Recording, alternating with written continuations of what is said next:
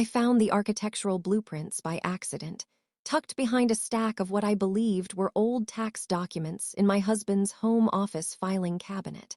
On a Sunday afternoon in September 2024, while searching for a document I actually needed. The plans were for a 6,400 square foot custom home, permitted under a limited liability company I'd never heard of, at an address 40 minutes from our own house. A house we had, according to my husband, been forced to consider selling just 8 months earlier because our family finances had become, in his words, genuinely dire. I sat on the floor of that office for nearly an hour, blueprints spread across my lap, working through a mounting, sickening understanding of exactly what my husband had actually been doing while telling me, repeatedly and with apparent genuine distress, that we were on the verge of financial ruin. The marriage I believed I had. My name is Catherine Reyes, and my husband, Douglas Whitfield, and I had been married for 11 years by that September afternoon, having built, across the preceding decade, what I genuinely believed was a stable, financially secure life in the suburbs outside Minneapolis, raising our 2 children, Emma, 9, and Nathan, 6, in a comfortable 4-bedroom home we'd purchased in 2016. Douglas worked as a commercial real estate developer, running his own small firm, Whitfield Development Partners, which he'd established in 2013, 2 years before we married, building it, across the following decade, into what I understood to be a genuinely successful, if moderately sized, regional development business focused primarily on suburban retail and mixed-use commercial properties. I want to explain, before detailing the specific financial crisis Douglas claimed our family was experiencing, the broader context of our marriage's financial structure, because understanding this arrangement matters considerably to understanding both how the eventual deception was possible and how genuinely disorienting its discovery ultimately became. Douglas had, from early in our marriage, managed the majority of our household's financial affairs, a division of labor that reflected, initially, simple practical logistics, since his business background and financial expertise genuinely exceeded my own, and that gradually calcified, across the following decade, into an arrangement where I maintained only general, high-level awareness of our finances rather than detailed, hands-on involvement in our actual accounts, investments, and business finances. I worked, throughout our marriage, as a part-time occupational therapist, a choice we'd made together specifically to allow me greater flexibility for raising Emma and Nathan, an arrangement that provided meaningful supplemental income, but that left our family's primary financial structure considerably more dependent on Douglas's business income, and by extension, his management of our broader finances. The first signs of financial crisis. I want to walk through the specific timeline of how Douglas first introduced the idea that our family was experiencing genuine financial difficulty, because the gradual, carefully paced nature of this introduction matters considerably to understanding how thoroughly I initially believed it. The first indication came in January 2024, when Douglas informed me, during what he characterized as a difficult, necessary conversation, that Whitfield Development Partners had experienced a significant setback. A major mixed-use retail project in the northern suburbs had, according to Douglas, fallen through due to a combination of a key anchor tenant withdrawing and subsequent financing complications, resulting in what he described as a substantial, immediate financial loss for the business. "I need you to understand," Douglas told me during this initial conversation, that this project represented a considerable portion of our business's current capital commitment. Losing it this way, this late in the development process, has created a genuinely serious cash flow problem, not just for the business, but for our own household finances, given how much of our personal capital I'd invested alongside the business financing. I want to be honest that I accepted this explanation, at the time, without significant independent verification. A decision that, in retrospect, reflected both my general trust in Douglas's financial management and, I now recognize, a broader pattern across our marriage of deferring to his expertise regarding matters I didn't feel equipped to evaluate independently. Over the following months, Douglas's account of our financial situation grew progressively more dire. By March 2024, he informed me that we needed to implement significant household spending cuts, canceling our planned summer vacation, reducing Emma's participation in a competitive gymnastics program that had become a genuinely significant part of her life, and most alarmingly, raising the possibility that we might need to sell our home and relocate to something more modest, given what he described as mounting, unsustainable financial pressure. The sacrifices we made. I want to detail, specifically, the actual sacrifices our family made across those 8 months based on Douglas's account of our financial crisis, because understanding the genuine, tangible cost of this deception to our actual daily life matters considerably to the fuller weight of what I would eventually discover. Emma's gymnastics program, which she had participated in for 3 years and had grown into something she described, more than once, as the thing she loved most in her entire life, was discontinued in April 2024, a decision that produced genuine, significant grief for our 9-year-old daughter, who didn't fully understand why a program that had seemed to matter so much to both her parents just months earlier had suddenly become an unaffordable luxury. I took on additional part-time hours at my occupational therapy practice, moving from roughly 20 hours weekly to nearly 35, a shift that required considerable rearrangement of our family's schedule and childcare arrangements, undertaken specifically to help supplement what Douglas described as our family's genuinely strained finances. We canceled our planned summer vacation to Florida, a trip the children had been anticipating for months, replacing it with a considerably more modest, budget-conscious camping trip that, while genuinely enjoyable in its own right, represented a significant, disappointing change from what had originally been planned. I personally reduced my own discretionary spending considerably across this period, canceling a gym membership, discontinuing a monthly subscription box service I genuinely enjoyed, becoming considerably more careful and anxious about grocery spending, all in direct response to Douglas's repeated, insistent framing of our finances as genuinely precarious. Douglas's specific explanations. I want to detail the specific, evolving explanations Douglas offered across those 8 months, because the consistency and apparent detail of these explanations mattered considerably to why I didn't independently investigate our actual financial situation sooner. In May 2024, Douglas explained that he'd been forced to take out a significant personal loan against our home equity, specifically to cover outstanding business obligations related to the failed development project, a loan he described in specific, seemingly credible detail, an interest rate, a repayment schedule, a specific lender he named, all details that, in retrospect, I never independently verified. In July 2024, he informed me that he'd been forced to lay off 2 of his 4 employees at Whitfield Development Partners, a decision he described with visible, apparently genuine distress, discussing the specific employees by name and describing his difficulty delivering this news to people he'd worked alongside for years. By August 2024, just 1 month before I would discover the actual truth, Douglas informed me that we needed to seriously consider listing our home for sale, explaining that our mortgage payments had become genuinely unsustainable given our broader financial situation, and that downsizing to a considerably smaller home represented our most responsible path forward. I want to be honest that each of these individual explanations, delivered with what I experienced, at the time, as genuine emotional distress and specific, credible detail, built cumulatively into a picture I had no reason, based on the information available to me, to seriously doubt. The discovery.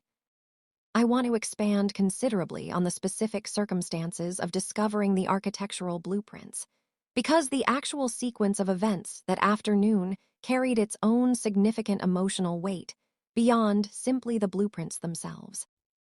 I had been searching, that Sunday afternoon, for a specific tax document I needed for an unrelated matter regarding Emma's school financial aid application, an entirely mundane task that happened to require accessing Douglas's home office filing cabinet, a space I rarely needed to access directly given his general management of our financial paperwork. The blueprints, folded within a large envelope tucked behind a stack of older tax returns, immediately struck me as unusual, clearly professional architectural documents, rather than the tax paperwork I'd been searching for. I want to describe my own initial, confused reaction upon first unfolding them. An elaborate, clearly expensive custom home design, considerably larger and more elaborate than our own current house, with a cover page listing a specific address I didn't recognize, and more significantly, listing the property owner as Meridian Holdings LLC, an entity I had never heard mentioned in any of Douglas's previous discussions of our business or personal finances. I want to be honest about the specific, mounting dread that built as I continued examining these documents, finding, tucked further within the same envelope, additional paperwork, permit applications, a construction timeline, and most significantly, correspondence between Douglas and the project's general contractor that made unmistakably clear his direct, personal involvement in commissioning and overseeing this construction project. Piecing together the full picture, I want to walk through, in careful detail, the investigative process I undertook over the following several days, before confronting Douglas directly, because I wanted to understand the full scope of what I was actually looking at before initiating what I anticipated would be an extremely difficult conversation. I contacted a friend, Melissa, who worked as a paralegal at a local law firm, describing the documents I'd found without initially revealing the full context, asking for her general guidance on how to research property ownership and LLC registration information through public records.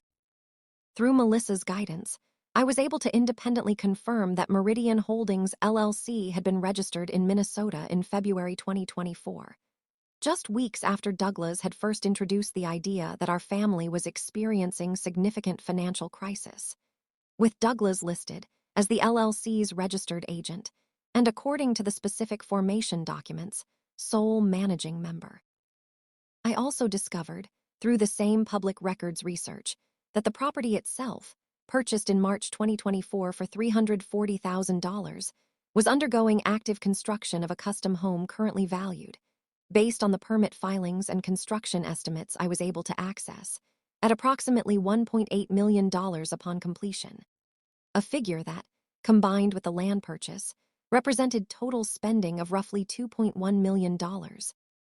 Undertaken during the exact same 8-month period Douglas had been telling me our family faced genuine financial crisis, requiring us to cancel vacations, discontinue Emma's gymnastics, and consider selling our home. Discovering the connection to Douglas's ex, I want to detail, with appropriate care, how I eventually discovered the specific, deeply painful detail that gives this story its title. The connection between this secret construction project and Douglas's ex-girlfriend, a discovery that added a devastating additional layer to an already significant financial betrayal.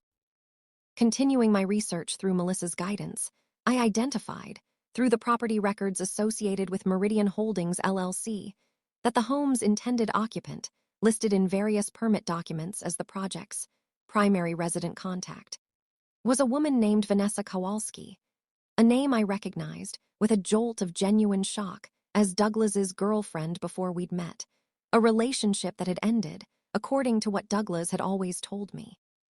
Several years before we began dating in 2011. I want to be honest about the specific, disorienting confusion this discovery initially produced. I had understood Douglas's relationship with Vanessa as a genuinely concluded chapter of his life that predated our own relationship by years, not as any kind of ongoing connection that might explain his commissioning a $1.8 million custom home, specifically listing her as its intended primary resident. I contacted a private investigator, David Chen, recommended by an attorney I would soon retain, specifically to understand the actual, current nature of Douglas's relationship with Vanessa, given how directly it now appeared connected to the financial deception I'd already uncovered. What the investigation revealed. I want to detail, as clearly and specifically as I'm able, What David Chen's investigation ultimately revealed over the following 2 weeks, because understanding the full scope of Douglas's deception required considerably more than simply the initial blueprint discovery.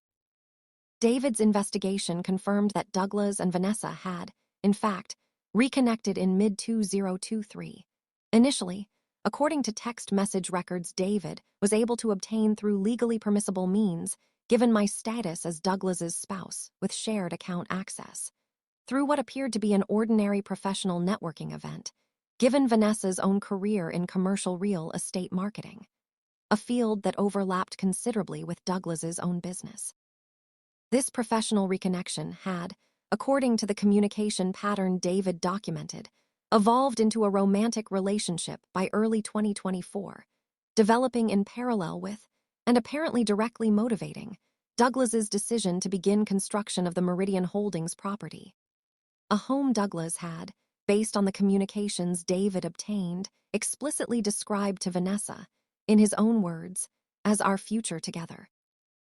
Once I've figured out how to handle things with Catherine. I want to be direct about the specific, devastating weight of reading these communications, once David's investigation compiled them into a formal report. Not simply the financial deception, significant as that was, but the clear evidence that Douglas had been actively planning and building a future with another woman, funded through resources he had simultaneously told me our family couldn't afford to maintain our own existing home for the better part of a year. The actual financial reality. I want to detail, with the specificity David's investigation and my subsequently retained forensic accountant were able to establish, the actual financial reality of Douglas's business and personal finances during this period, in contrast to the financial crisis he had described to me. Whitfield Development Partners had not, in fact, experienced the significant project failure Douglas had described in January 2024.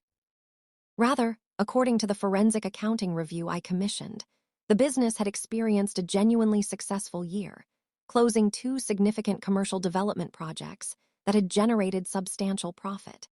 Profit that Douglas had, according to the accounting review, systematically diverted toward funding both the Meridian Holdings property construction and, notably, a series of increasingly expensive gifts and experiences for Vanessa across the same period, including a $45,000 European vacation Douglas had taken with her in June 2024.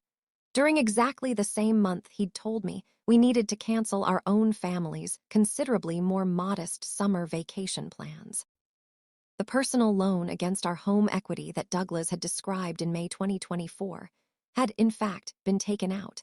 But rather than covering legitimate business obligations, the forensic review confirmed this $180,000 loan had been directed almost entirely toward the Meridian Holdings construction project, meaning Douglas had literally leveraged our actual family home's equity specifically to fund a house for another woman.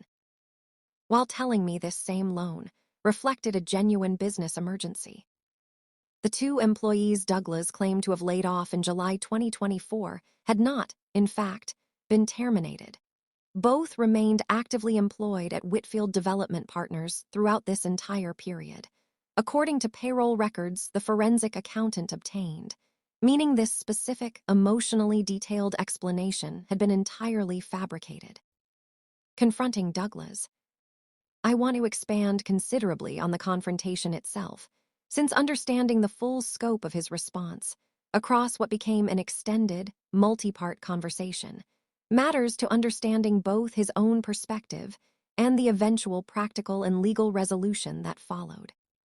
I confronted Douglas on a Tuesday evening in late September, having spent the preceding 2 weeks quietly gathering the full scope of documentation through David Chen's investigation and my forensic accountant's parallel review, wanting to ensure I had complete, verified information before initiating what I understood would be one of the most significant conversations of our marriage. I laid the documentation out across our kitchen table, the blueprints, the LLC formation documents, the forensic accounting summary, and most devastatingly, printed excerpts from the text communications David's investigation had obtained between Douglas and Vanessa.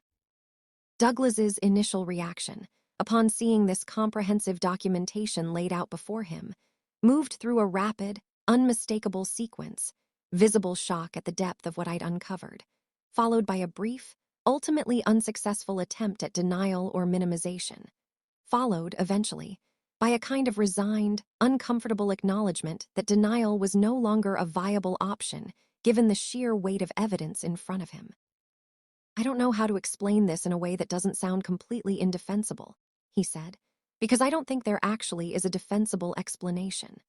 I fell back into something with Vanessa last year, and instead of being honest with you about it, I told myself I could somehow manage building a future with her financially while keeping our current life together running normally, at least until I figured out how I actually wanted to handle everything.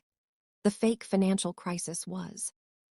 I told myself it was a way to buy time, to slow down our own household spending, so I could redirect resources toward the property, without you asking too many questions about where the money was actually going. The full weight of what this meant.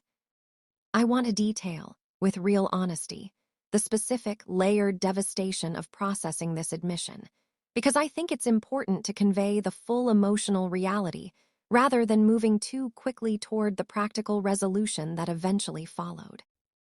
"Douglas," I said, "I need you to understand something clearly.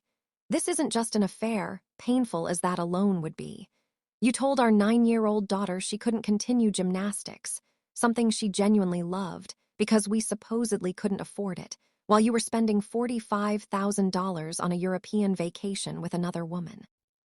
You told me we might need to sell our home, the home our children have grown up in, while you were literally building another woman a $1.8 million mansion.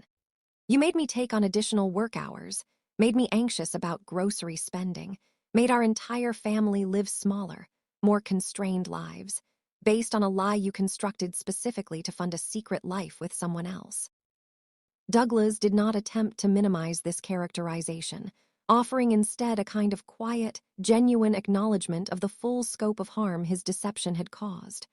"I don't have any explanation that makes this better," he said. "I think, somewhere in the middle of all of it, I convinced myself I could keep managing both realities indefinitely, without either of you ever discovering the truth. And I think that delusion is, in itself, part of what I need to actually reckon with, beyond just the specific lies themselves." The immediate practical steps. I want to detail the specific, practical steps I took in the days immediately following this confrontation, because the actual process of protecting my own and my children's financial interests required immediate, decisive action. I retained a divorce attorney, Sandra Whitcomb, no relation to Douglas despite the similar surname, a coincidence that struck me as almost absurd amid everything else unfolding. The day after the confrontation, initiating formal divorce proceedings, and, critically, working with Sandra to secure an emergency financial order preventing Douglas from further transferring or dissipating marital assets while the divorce proceeded. "Given what you've described," Sandra told me during our initial consultation, "we have a genuinely strong case not just for standard marital asset division, but for the court to specifically account for the deliberate dissipation of marital assets toward this Meridian Holdings property and the broader relationship with Ms. Kowalski. Courts generally take a very dim view of a spouse secretly diverting significant marital resources toward funding an affair, and Minnesota law provides real mechanisms for addressing exactly this kind of situation in the eventual asset division.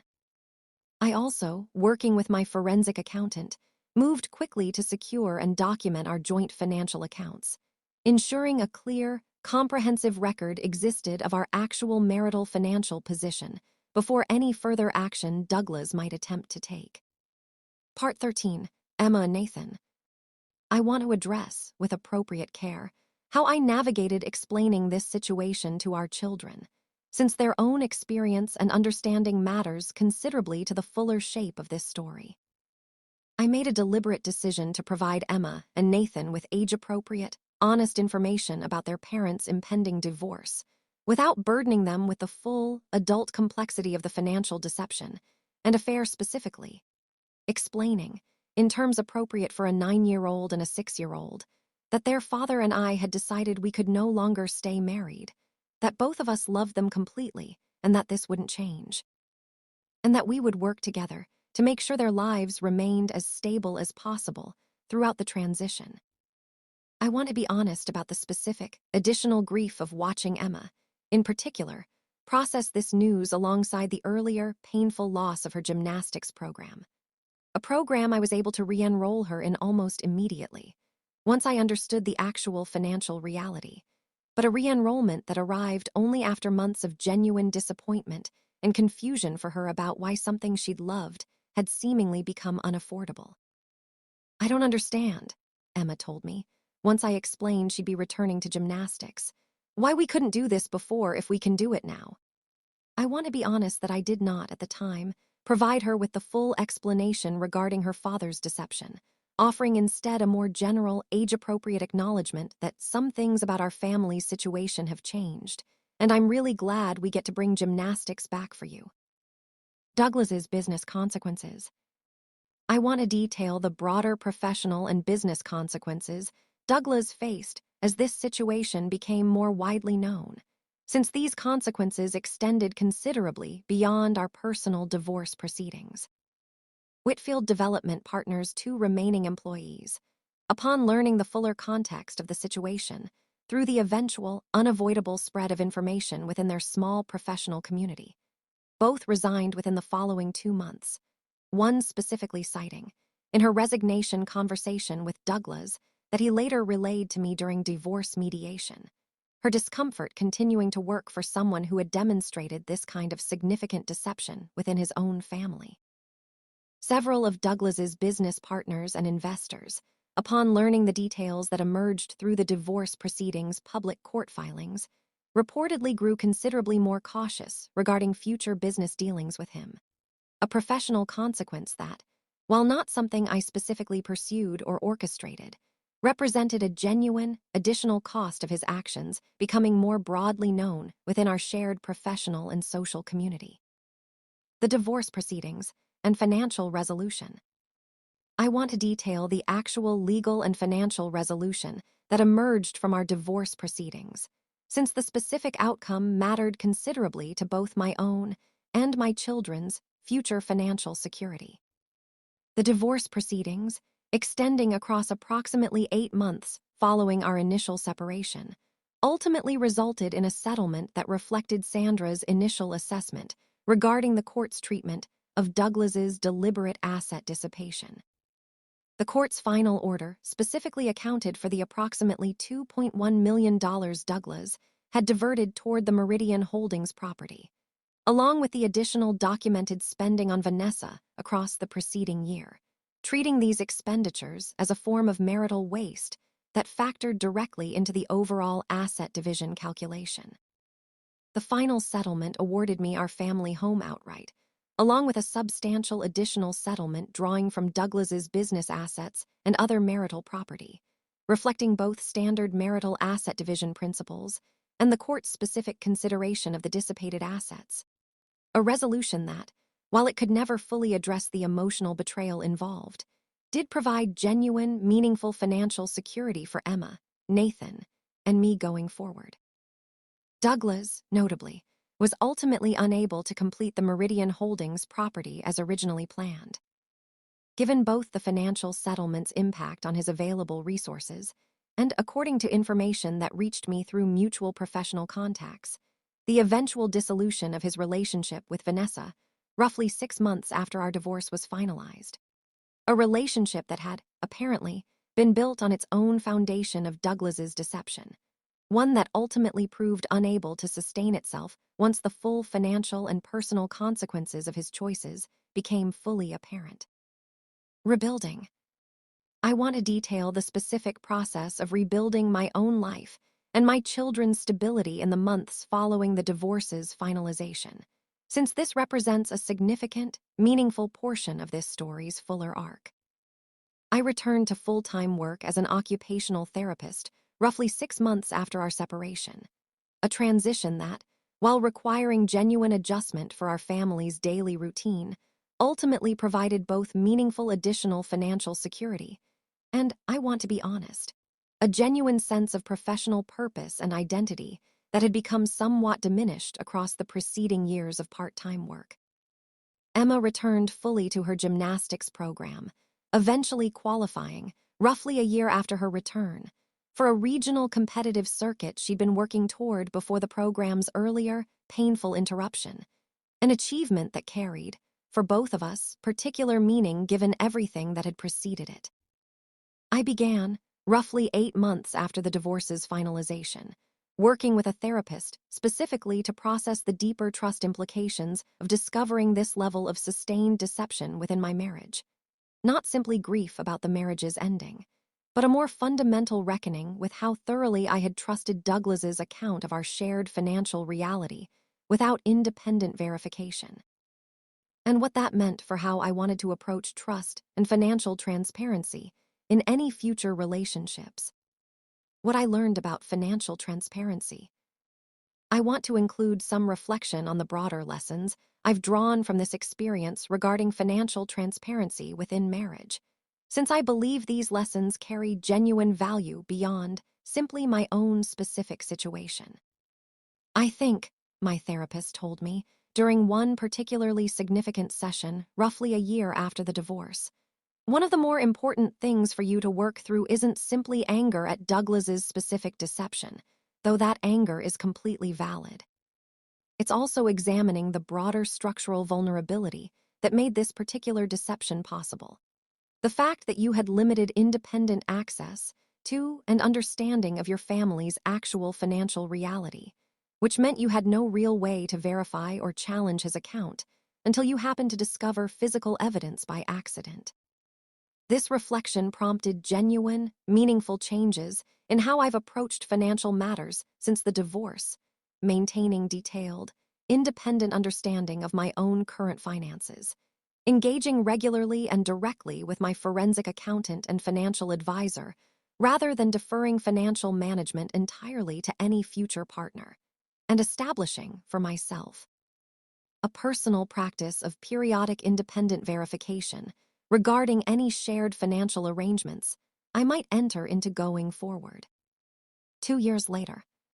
It has been just over 2 years since I found those architectural blueprints tucked behind old tax documents in Douglas's filing cabinet, and my life, along with Emma's and Nathan's, has been genuinely, substantially rebuilt in the time since. I purchased a smaller home roughly 18 months after the divorce's finalization, using a portion of my settlement alongside my own savings, choosing deliberately to relocate to a new house rather than remaining in our previous family home. A decision that felt, for me, like a meaningful, symbolic step toward building an entirely new chapter, rather than continuing to inhabit a space so deeply associated with the deception I'd uncovered. Emma, now 11, continues to thrive in her competitive gymnastics program, having fully recovered, by every measure I can observe, from the earlier disruption and confusion surrounding its temporary discontinuation. Nathan, now 8, has developed his own genuine passion for youth soccer, a program I've made a point of ensuring remains fully, stably funded regardless of whatever financial circumstances our family might genuinely face in the future. I think often about the specific, quiet Sunday afternoon when I first unfolded those architectural blueprints, searching for an entirely unrelated document, having no idea I was about to discover the full scope of a deception that had shaped the preceding 8 months of my family's daily life in ways both large and painfully specific. I think about how close that discovery came to never happening at all, had I simply not needed that particular tax document on that particular afternoon, and about how many more months or years might have passed with our family continuing to live smaller, more constrained lives in service of a lie constructed specifically to fund someone else's future. I don't know if I'll ever fully release the particular unease that comes from having trusted someone this completely, only to discover the full scope of what they'd been hiding, quite literally, in the same filing cabinet where our family's actual financial documents were supposed to live. But I've built, in the 2 years since, a life genuinely grounded in the kind of financial transparency and independent understanding I never fully maintained during my marriage to Douglas. A foundation I intend, going forward, to never again allow myself to build entirely on someone else's carefully managed account of a reality I never had the tools or information to verify myself. The end.